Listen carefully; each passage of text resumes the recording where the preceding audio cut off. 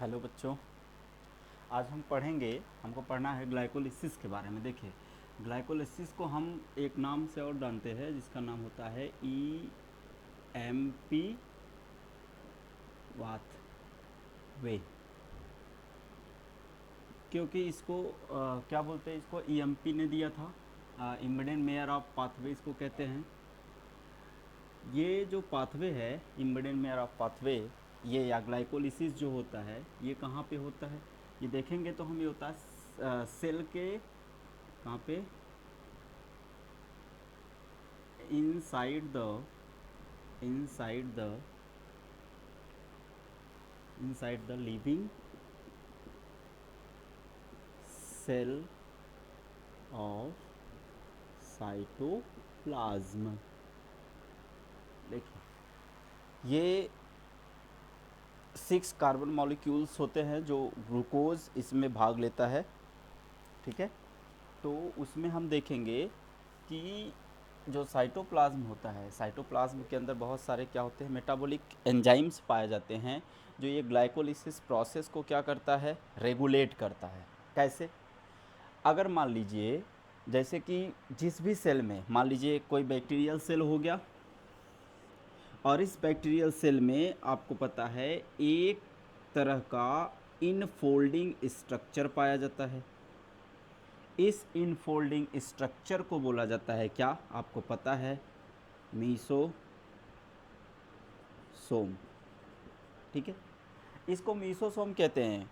Mesosome का काम क्या होता है, जैसे कोई भी सेल होता है तो उसके अंदर माइटोकॉन्ड्रिया होता है। माइटोकॉन्ड्रिया का काम क्या होता है, ये इसमें कुछ क्या होते हैं, डाइजेस्टिव एंजाइम होते हैं या पाचक एंजाइम होते हैं जो क्या करते हैं, किसी भी मॉलिक्यूल्स को, ऑर्गेनिक मॉलिक्यूल्स को ब्रेक करता है और एनर्जी देता है। ठीक है, यही काम मीसोसोम का होता है, किसमें, बैक्टीरियल सेल में। अब मान लीजिए बैक्टीरियल सेल में तो माइटोकॉन्ड्रिया नहीं पाया जाता, तो मीसोसोम काम कर रहा है। जिस सेल में माइटोकॉन्ड्रिया भी नहीं पाया जाए और मीसोसोम भी नहीं पाया जाएगा, तो उस सेल में ये प्रोसेस कैसे होंगे। तो उस सेल के लिए क्या किया जाएगा, उस सेल के लिए आपका ये जो क्या होते हैं ग्लाइकोलिसिस, इसी के द्वारा क्या करेंगे, यूटिलाइज करके, इसको यूटिलाइज करके ग्लाइकोलिसिस को, और क्या चलाया जाएगा, आपका ये जो एनर्जी बनता है ATP, इस ATP का फॉर्मेशन होगा। जिस भी सेल में माइटोकॉन्ड्रिया नहीं पाया जाएगा उसी सेल में ऐसा होगा। आगे देखेंगे। देखिए, अब बात करते हैं कि ये जो ग्लाइकोलिसिस होता है इसका काम क्या होता है। हम एक एक करके पहले इसके स्टेप के बारे में देखेंगे, इसके बाद फिर हम इसका देखेंगे क्या काम। ठीक है,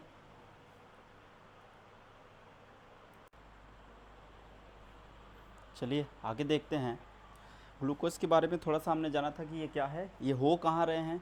सीधी सी बात, ये होंगे आपके कहाँ, साइटोप्लाज्मिक सेल के साइटोप्लाज्म में होने के बाद देखिए, अगर जैसे श्वसन कितने प्रकार का होता है, सबको पता है कि श्वसन क्या होता है, 2 प्रकार का होता है। एक को बोलते हैं क्या, एरोबिक, और एक को क्या बोलते हैं, एनरोबिक। मतलब एक को बोलते हैं वायवी, एक को बोलते हैं अवायवी। वायवी और अवायवी, एरोबिक और एनारोबिक क्या होता है। अगर एनएरोबिक की बात करें तो एन एरोबिक में क्या होगा, एन एरोबिक में ऑक्सीजन क्या होगा, प्रेजेंट नहीं होगा।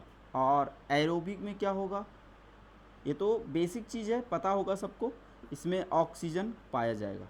कंडीशन चाहे एरोबिक हो या एनारोबिक, जो ग्लाइकोलिसिस होता है ये कॉमन होगा। ग्लाइकोलिसिस का फाइनल प्रोडक्ट क्या होता है, ग्लाइकोलिसिस का फाइनल प्रोडक्ट होता है पायरुविक एसिड, जो कितने कार्बन कंपाउंड हैं, 3 कार्बन कंपाउंड हैं। और हमारा जो ग्लूकोज मॉलिक्यूल है वो कितने कार्बन कंपाउंड है, वो 6 कार्बन कंपाउंड है। तो सीधी सी बात है, जब ग्लूकोज को क्या करेंगे, ब्रेक करेंगे, क्या करेंगे, ग्लूकोज को ब्रेक करेंगे, तो हमारा क्या बनेगा, पायरुविक एसिड। अब पायरुविक एसिड के कितने मॉलिक्यूल बनेंगे, 2 मॉलिक्यूल बनेंगे। क्लियर है, ठीक है। तो देखेंगे, चलिए आगे। इसमें एक चीज़ याद रखिएगा, पायरुविक एसिड बनने के बाद अगर प्रोसेस क्या हुआ, एरोबिक हो गया, सॉरी एनारोबिक हो गया, तो आपका फॉर्मेंटेशन होगा। क्या होगा? फॉर्मेंटेशन मतलब किण्वन होगा। और अगर क्या हो गए, एरोबिक कंडीशन हो गए ऑक्सीजन के प्रेजेंस में, तो वहाँ से आपका चलेगा क्या? Krebs cycle. ये आपको आगे पढ़ना है दोनों को, ठीक है। तो चलिए हम देखते हैं जो हमारा इम्पोर्टेंट है, तो इसको हम क्या करेंगे, रफ कर देते हैं, हम आगे देखेंगे, ठीक है। चलिए देखेंगे, पहले ग्लूकोज को हम क्या कर रहे हैं, कन्वर्ट करेंगे। कैसे कन्वर्ट करेंगे हमको ये देखना है। हम ग्लूकोज को कन्वर्ट करेंगे किसमें? ग्लूकोज 6 फॉस्फेट में, ठीक है। ग्लूकोज को कन्वर्ट करेंगे ग्लूकोज 6 फॉस्फेट में। तो इस प्रोसेस को क्या बोला जाएगा? इस प्रोसेस को कहेंगे, बहुत ध्यान से समझिएगा, इस प्रोसेस को बोलेंगे फास्फोराइलेशन। फास्फोराइलेशन का मतलब होता है एडिशन ऑफ फॉस्फेट ग्रुप, ठीक है। तो हम यहाँ क्या ले रहे हैं, एटीपी लेंगे और एडीपी बनाएंगे। कहेंगे सर जब हमको यहाँ क्या बनाना है, एटीपी बनाना है, तो हम यहाँ एटीपी डाल क्यों रहे हैं? जैसे आप कोई भी बिजनेस करने जाते हैं, जब कोई सेटअप डालते हैं तो क्या होता है कि उसमें आपको पहले पैसा डालना होता है, ठीक है, इसके बाद फिर आप ज़्यादा गेन करते हैं। तो सेम कंडीशन यहाँ होगा। तो यहाँ पे क्या होगा, हमने आपको बताया, यहाँ पे प्रोसेस होगा phosphorylation, addition of phosphate group, ठीक है। तो ये ग्लूकोज सिर्फ और सिर्फ ग्लूकोज है, तो ये कितने कार्बन कंपाउंड है? 6 कार्बन कंपाउंड है। ये बदल किस में जाएगा? तो अभी इसके पास एक एटीपी आ गया यहाँ से, मतलब एक फॉस्फेट ग्रुप आ गया, तो ये हो गया ग्लूकोज 6 फॉस्फेट, ठीक है। ग्लूकोज 6 फॉस्फेट को हम क्या करेंगे, अगेन कन्वर्ट करेंगे किसमें? फ्रुक्टोज 6 फॉस्फेट में। क्या ज़रूरत पड़ी कन्वर्ट करने की? हमको सीधी सी बात ये समझिए कि हमको एक फॉस्फेट ग्रुप और ऐड करना है। अब ये एक फॉस्फेट ग्रुप कैसे ऐड होगा? मान लीजिए ये क्या है, ये आप देखते हैं कि ये जो पूरा हमने स्ट्रक्चर बनाया है ताकि समय कम लगे, ठीक है, ये ग्लूकोज का स्ट्रक्चर है। तो ग्लूकोज का जो स्ट्रक्चर आप देखते हैं, बेसिक केमिस्ट्री का टर्म है, जो ग्लूकोज का स्ट्रक्चर देखते हैं तो उसमें कार्बन नंबर 6 पर क्या होता है, एक फॉस्फेट ग्रुप जुड़ा रहता है। तो इसमें सिर्फ एक ही साइड चेन अवेलेबल होता है जहां पर फॉस्फेट ग्रुप ऐड हो सकता है। तो हम जब इसको क्या करेंगे, आइसोमेराइजेशन कर देंगे। किसका?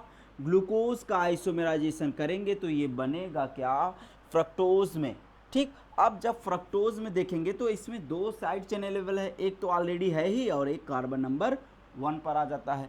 तो समझ में आ गया, हमने इसको क्या किया है, आइसोमेराइज्ड किया है। देखिए ये जितने भी प्रोसेस होते हैं ये एंजाइमेटिकली गवर्न होते हैं।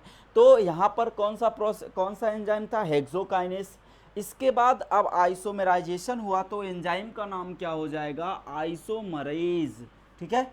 तो किस में कन्वर्ट हो गया, फ्रुक्टोज 6 फॉस्फेट में। तो फ्रुक्टोज 6 फॉस्फेट में अब क्योंकि एक हमको क्या हुआ है, एक ही फॉस्फेट यहाँ लगा है तो एक और लगा देंगे, तो इसका नाम क्या हो जाएगा, एक एटीपी और ले लेंगे तो फ्रुक्टोज 1,6 बाई फॉस्फेट नाम याद रखेंगे। समझने की कोशिश करिएगा, इसको क्या है, रटना नहीं है, ठीक है। चलिए आगे चलते हैं। इसके बाद इसको हम क्या कर दें, रफ कर दें ताकि क्लियर रहे, ठीक है। तो देखेंगे अब इसके बाद क्या करेंगे, फ्रुक्टोज 1,6 बाई फॉस्फेट बन गया तो एक एटीपी निकला तो एडीपी बन जाएगा। एटीपी मतलब एडिनोसिन ट्राईफॉस्फेट और एडीपी मतलब एडिनोसिन डाईफॉस्फेट। जो एटीपी होता है ये हाईली एनर्जेटिक कंपाउंड होता है, ठीक है। तो यहाँ पे एंजाइम लगेगा फॉस्फोफ्रुक्टोकाइनेज। अब देखिए जो आपने प्रोडक्ट बनाया है उस प्रोडक्ट को क्या करना है, बीचों बीच इसको ब्रेक करना है, मतलब हैमरिंग करना है, हथौड़ा मारना है, ठीक। वो हथौड़ा कौन है, एंजाइम एल्डोलेज, क्लियर है। अब ये जो एंजाइम एल्डोलेज है ये एंजाइम क्या करेगा, फ्रुक्टोज 1,6 बाई फॉस्फेट को, ये भी आपको पता है कितने कार्बन कंपाउंड, 6 कार्बन कंपाउंड, ये भी 6 कार्बन कंपाउंड। अब जब हम बीचों बीच ब्रेक करेंगे हमको 2 मॉलिक्यूल्स मिलेगा। ये दो मॉलिक्यूल्स कितने कितने कार्बन के होंगे, 3 कार्बन के होंगे। ठीक, ये नाम क्या होगा, पहला जो बनेगा डाई हाइड्रोक्सी एसीटोन फॉस्फेट बनेगा, इस बात को याद रखिएगा। डाई हाइड्रोक्सी एसीटोन फॉस्फेट जो 3 कार्बन कंपाउंड है। इसके बाद ग्लिसरल डिहाइड 3 फॉस्फेट, ग्लिसरल डिहाइड 3 फॉस्फेट, ये दोनों एक दूसरे में इंटरचेंज होते हैं। ठीक है, ये इसमें कन्वर्ट हो जाएगा, ये इसमें कन्वर्ट हो जाएगा, रिवर्सिबल प्रोसेस बोला जाता है इसको। ठीक, अब बताइए जब ये दोनों एक दूसरे में क्या हो रहे हैं, कन्वर्ट हो जा रहे हैं, तो हम किसी एक को ले लेते हैं। ठीक है, अब जब किसी एक को लेंगे तो हम मान लीजिए ले रहे हैं किसको, ग्लिसरल डिहाइड 3 फॉस्फेट को। हम क्या करेंगे, 2 मॉलिक्यूल ले लेंगे इसका, एक मान लीजिए इसका मान कर लेंगे, एक इसका। ठीक है, तो हम क्या करेंगे, अब आगे के प्रोसेस देखिएगा। जब हम लेंगे 2 मॉलिक्यूल्स किसके, ग्लिसरल डिहाइड 3 फॉस्फेट के, तो यहाँ पर लिखा गया है 2 मॉलिक्यूल। अब आप थोड़ा सा बेसिक केमिस्ट्री का टर्म जानिएगा। हम जब एसीटोन को तोड़ते हैं तो एल्डिहाइड बनता है, और एल्डिहाइड को तोड़ते हैं तो क्या बनता है, एसिड बनता है। ठीक है, जैसे ये क्या होते हैं, रिवर्सिबल प्रोसेस होते हैं, एक दूसरे को हम क्या करेंगे ये देख लेते हैं। तो अब क्या करेंगे, जब एल्डिहाइड को हम ब्रेक करेंगे तो एल्डिहाइड किस में ब्रेक होगा, आपके एसिड में ब्रेक होता है। तो यहाँ पे हम क्या करेंगे, कौन सा प्रोसेस हो रहा है, डिहाइड्रोजिनेशन हो रहा है। तो डिहाइड्रोजिनेशन का मतलब removal of water molecules. Then glyceraldehyde 3 phosphate, this is the 2 molecules compound is converted into 1,3 biphosphoglyceric acid, because here is the dehydrogenase enzyme, and the 2 hydrogen molecules are liberated, and these 2 hydrogen molecules are picked up by NAD, NAD के द्वारा इसको क्या किया जाएगा, pickup किया जाएगा। तो अब जो हाइड्रोजन है तो ये क्या हो जाएगा, बन जाएगा NADH प्लस हाइड्रोजन आयन। देखिए कहीं कहीं NADH2 लिखा रहता है, लेकिन वैसा आपको नहीं लिखना है, सीधी सी बात। यहाँ पे D के ऊपर क्या है, एक पॉजिटिव चार्ज है, तो ये पॉजिटिव चार्ज किस पे आएगा, हाइड्रोजन के ऊपर आएगा, तो NADH प्लस हाइड्रोजन आयंस। ठीक है, तो अब इसमें भी हम क्या करेंगे, एक इनऑर्गेनिक फॉस्फेट डालेंगे। ठीक है, इनऑर्गेनिक फॉस्फेट जब हम इसमें डालेंगे तो यहाँ पर 3 कार्बन नंबर 3 पर एक फॉस्फेट ग्रुप था। ठीक है, कार्बन नंबर 3 पर एक फॉस्फेट ग्रुप था। यहाँ पे 3 का मतलब ये नहीं कि इसमें 3 है, कार्बन नंबर 3 पर एक फॉस्फेट था, तो एक फॉस्फेट हम जब इसमें अगेन क्या करेंगे, डालेंगे तो क्या होगा, 1,3 बाइफॉस्फोग्लिसरिक एसिड। 2 मॉलिक्यूल्स ये भी हैं, 2 मॉलिक्यूल्स ये भी हैं। ठीक है, एंजाइम डिहाइड्रोजिनेशन हो रहा है तो डिहाइड्रोजिनेज। ठीक है, आगे देखेंगे नेक्स्ट। अब जो 1,3 बाइफॉस्फोग्लिसरिक एसिड है वो अगेन कन्वर्ट होगा, क्या करेंगे हम, फिर से यहाँ पर क्या होगा, आइसोमेराइजेशन करेंगे, या सॉरी आइसोमेराइजेशन नहीं करेंगे, क्या करेंगे, फास्फोराइलेशन करेंगे। तो हम इनऑर्गेनिक फास्फेट, अब जो हमने यहाँ पर लगाए थे अपने ATP, जो हमने पैसा खर्च किया था, वो बनाने का समय आ गया है, वो हम अपना क्या करेंगे, उसको कमाएंगे। तो यहाँ पर फिर से क्या होगा, आपका प्रोसेस होगा जिसको बोलेंगे आप phosphorylation, means addition of phosphate molecules.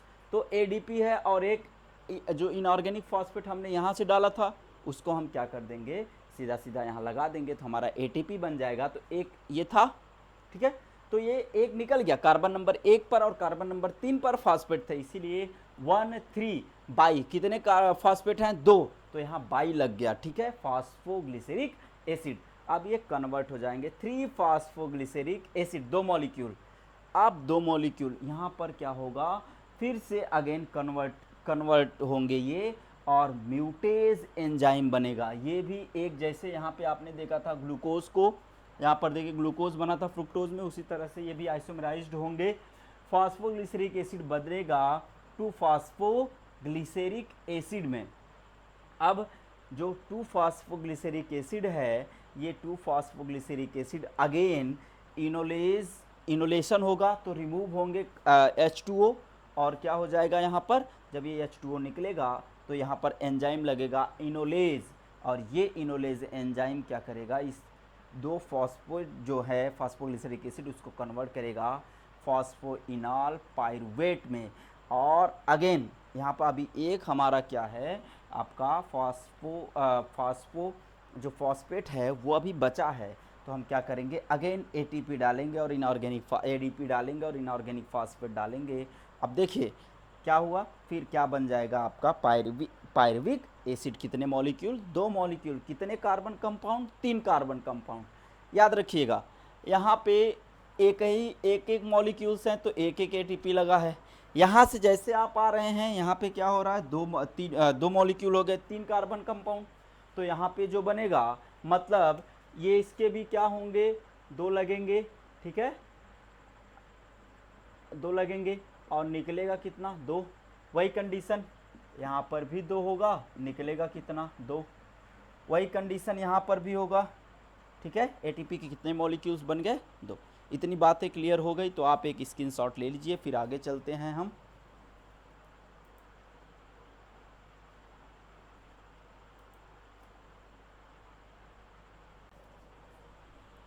चलिए अब थोड़ा सा हम इसमें जो एटीपी का कैलकुलेशन है नीट के पॉइंट ऑफ व्यू से पूछा जाता है नीट में, ठीक है, आपके नीट में क्या होता है पूछा जाता है, तो हर जगह पूछा जाता है, टीजीटी पीजीटी में भी देखेंगे। देखिए इसमें जो एटीपी का लॉस हुआ वो कितना हुआ था, एक यहाँ पर हुआ था, एक यहाँ पर, मीन्स कितना, 2। और हमें मिले कितने थे, आइए देख लेते हैं। 2 एटीपी यहाँ मिला था और 2 एटीपी यहाँ मिला, कितना, 4। तो 2 हमने निकाल दिए तो हमारे पास नेट गेन कितना हुआ, 2 एटीपी, ठीक है। अब हमको यहाँ पर 2 NADH प्लस मिले थे हाइड्रोजन आयंस, तो जब हम ये क्या है, इनडायरेक्ट एनर्जी हैं, जब हम इन्हें क्या करेंगे NADH प्लस हाइड्रोजन आयंस को इलेक्ट्रॉन ट्रांसपोर्ट सिस्टम में ETS में क्या करेंगे, ले जाएंगे, तो एक NADH प्लस हाइड्रोजन आयंस हमको 3 ATP देंगे, तो टोटल कितने बने हैं, 2। तो टोटल ATP कितने हुए, 6 ATP हुए, ठीक है। तो 2 यहाँ और 6 यहाँ, टोटल कितने हो गए, 8 ATP। एक कंप्लीट ग्लाइकोलिसिस के, सिर्फ ग्लाइकोलिसिस की बात करें, इसमें क्रेब्स साइकिल वगैरह नहीं ऐड होगा, एक कंप्लीट ग्लाइकोलिसिस के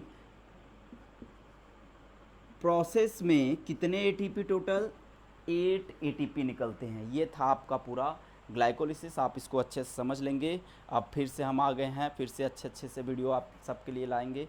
wish you all the best, like करो यार और सब्सक्राइब करो बायोलॉजी हब पॉइंट के साथ, ठीक है। Thank you.